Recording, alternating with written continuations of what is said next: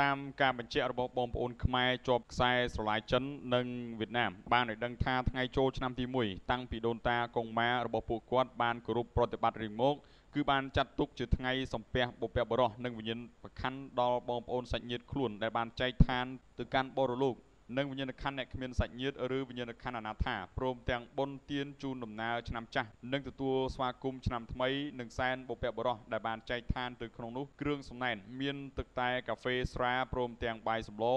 ដោយមានការដុតក្រដាសមាសក្រដាសប្រាក់និងសម្លៀកបំពាក់ជាក្រដាសបញ្ជូនទៅឲ្យអ្នកចែកឋានទៅដោយជឿជាក់ថានឹងទទួលបានសម្លៀកបំពាក់ថ្មីស្លៀកពាក់និងមានលុយចាយក្នុងភពនោះដែរនៅពេលរសៀលគឺសែនវិញ្ញាណក្ខន្ធអនាថាផ្សេងដែលជាការធ្វើបុណ្យម្យ៉ាងដោយមានសំណែនស្រដៀងគ្នាទៅនឹងសំណែនបុព្វបុរសក៏ប៉ុន្តែគេដុតផៅដើម្បីហៅវិញ្ញាណទាំងនោះមករកស៊ីលុះបានទទួលទានអាហាររួចហើយគេនឹងបាចអង្គរលាយជាមួយនឹងអំបិលជុំវិញផ្ទះដើម្បីប្រាប់ថាស៊ីអស់ហើយត្រូវត្រឡប់ទៅវិញនៅថ្ងៃចូលឆ្នាំគឺជាថ្ងៃតមជាថ្ងៃចូលឆ្នាំដំបូងដោយគេសែនទេវតាប្រចាំលៀបសំណាងឈ្មោះឆៃសៀងអៀកដើម្បីសុំសិរីមង្គលដើម្បីរកស៊ីមានពូពេញមួយឆ្នាំការសែនទេវតាក្នុងថ្ងៃខាងលើនេះគេច្រើនធ្វើនៅពេលយប់បន្ទាប់ពីការចាប់ផ្ដើមចូលឆ្នាំថ្មីព្រោះវាជាពេលវេលាដែលទេវតាឆៃសៀងអៀកយាងមកកាន់ភពមនុស្សក្រៅពីនេះថ្ងៃខាងលើនេះគឺជាថ្ងៃដែលកូនចៅគោរពមេដាបិតាជីដូនជីតាអ្នកមានគុណដើម្បីបង្ហាញពីភាពកតញ្ញូរបស់ខ្លួនរីឯគ្រឿងដង្វាយដែលសំខាន់មិនអាចខ្វះបានក្នុងឱកាសសែនទេវតាចូលឆ្នាំចិននិងវៀតណាមនោះមានទី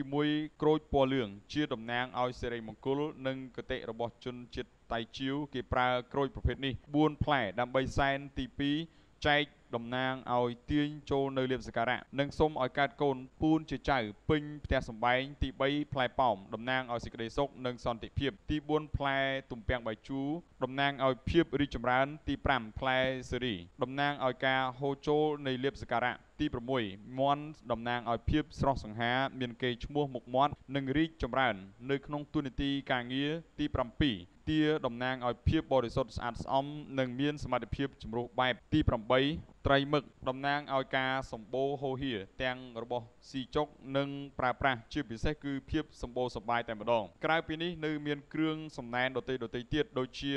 នំតំណាងឲ្យភាពស្រស់ស្រាយឆាកជីវិតមានភាពរលូននិងជាទូទៅគឺទទួលបានសេចក្តីសុខពេញមួយឆ្នាំតែម្ដងទី9សាច់ជ្រូកតំណាងឲ្យភាពសម្បូរសប្បាយមានទទួលទានប្រើប្រាស់គ្រប់គ្រាន់ទី10មីឆាតំណាងឲ្យអាយុយឺនយូរទី11គ្រាប់ឈូកតំណាងឲ្យមានកូនប្រុសស្រីជាច្រើននាក់ទី12សណ្ដែកកាត់តំណាងឲ្យដុំលុយ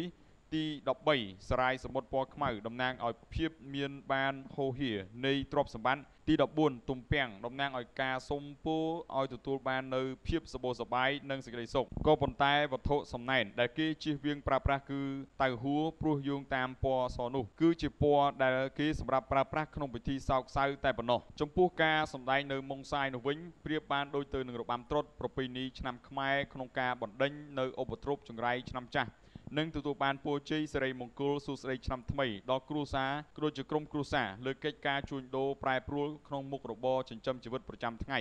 ឲ្យមានការរីកចម្រើននៅក្នុងឆ្នាំថ្មីផងដែរក្នុងឆ្នាំថ្មីនេះនៃក្បួនតម្រាចិនបានបែងចែកឆ្នាំទាំង12ជា3ក្រុមក្នុងនោះគឺក្រុមមានរាសីល្អក្រុមមានរាសីមធ្យមនិងក្រុមមានរាសីធ្លាក់ដោយក្រុមរាសីល្អមានឆ្នាំវោកឆ្នាំរកាឆ្នាំម្សាញ់និងឆ្នាំឆ្លូវព្រមទាំង4នេះក្នុងនោះឆ្នាំមានអ្វីៗកើតឡើងជាច្រើនដើម្បីបត់ពិសោធន៍មើលពីសមត្ថភាពបើទោះបីជាហត់នឿយបន្តិចក្តីតែមុខរបរការងារបានចម្រើនរុងរឿងចំណែកឯក្រុមមានរាសីមធ្យមវិញមានឆ្នាំជូតឆ្នាំថោះឆ្នាំរោងឆ្នាំមមីឆ្នាំមមែនិងឆ្នាំច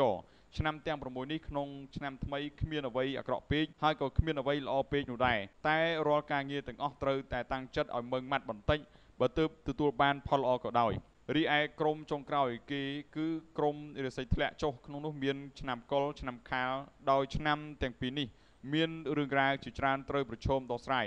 យកល្អគួរតែឆ្លៀតឱកាសធ្វើពិធីរំដោះគ្រោះដើម្បីទទួលបាននូវសុខសប្បាយពេញមួយឆ្នាំហើយជាចុងក្រោយនោះគឺពណ៌នាំសំណាងសម្រាប់នៃឆ្នាំនីមួយៗដោយឆ្នាំជូតមានពណ៌ក្រហមឆ្នាំឆ្លូវពណ៌ផ្ទៃមេឃនិងពណ៌ស្វាយឆ្នាំខាលពណ៌លឿងឆ្នាំថោះពណ៌ប្រផេះឆ្នាំរោងពណ៌លឿងនិងពណ៌មាសឆ្នាំម្សាញ់ពណ៌ស្ករនិងពណ៌ប្រផេះឆ្នាំមមីពណ៌ស្ករពណ៌បៃតងនិងពណ៌ផ្ទៃមេឃឆ្នាំមមែពណ៌ក្រហមនិងពណ៌ឈាមជ្រូកឆ្នាំវោកពណ៌ស្វាយពណ៌លឿងនិងពណ៌មាសឆ្នាំរកាពណ៌ខ្មៅនិងពណ៌ស្ករ ឆ្នាំចពណ៌ខ្មៅនិងពណ៌ទីមេឃឆ្នាំកុលពណ៌ស្វាយនិងពណ៌ស្វាយចាស់